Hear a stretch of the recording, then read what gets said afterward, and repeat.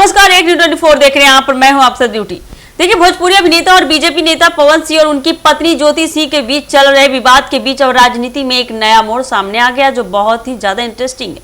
पिछले कुछ दिनों से चर्चा थी कि ज्योति सिंह जन स्वराज पार्टी की टिकट पर विधानसभा चुनाव लड़ सकती है और इसी कड़ी में उनकी मुलाकात जन स्वराज प्रमुख प्रशांत किशोर यानी पीके से होने वाली बताई जा रही थी। हालांकि अब इस मुलाकात को लेकर खुद प्रशांत किशोर ने स्थिति साफ कर दी है। प्रशांत किशोर ने मीडिया से बातचीत में कहा कि मैं ज्योति सिंह को नहीं जानता, न ही अभी तक उनसे मिला हूं, मुझे नहीं पता कि उनके साथ क्या क्या हुआ है।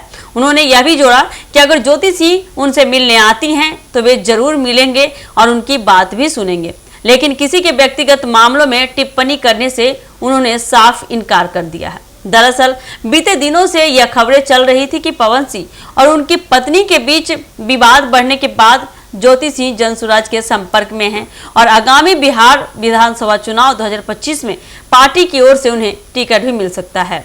इस अटकले को लेकर अब प्रशांत किशोर ने खुद स्पष्ट कर दिया है कि फिलहाल ऐसा कोई फैसला नहीं हुआ है अब तक और पार्टी ने पहले ही अपने टिकट वितरण की प्रक्रिया पूरी कर ली है।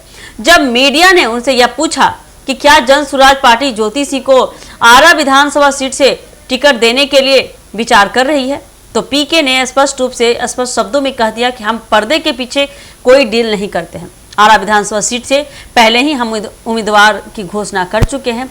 टिकट को लेकर जो पार्टी का फॉर्मूला है उसमें हम कोई बदलाव नहीं करेंगे।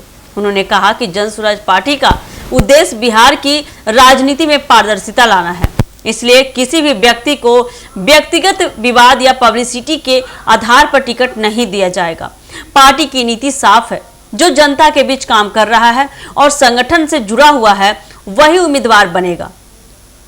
प्रशांत किशोर ने यह भी कहा कि वे किसी भी राजनीतिक परिवार या निजी रिश्तों से जुड़े मामलों पर टीका टिप्पणी नहीं करते। उन्होंने उदाहरण देते हुए कहा कि मैंने ना ही नीतीश कुमार के बेटे निशांत की राजनीतिक एंट्री पर कुछ कहा और ना ही लालू यादव परिवार के अंदर चल रहे विवाद पर कुछ कहा। इसी तरह इस मामले पर भी मैं कुछ नहीं कहना चाहता। पीके के इस बयान के बाद यह साफ हो गया है कि फिलहाल ज्योति सिंह की जन स्वराज में एंट्री की खबरें महज अटकलें हैं।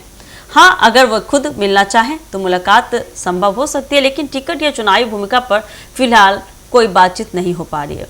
इस बयान से यह भी स्पष्ट संकेत मिला है कि जन स्वराज पार्टी अपनी नीति और पारदर्शिता पर अड़ी है।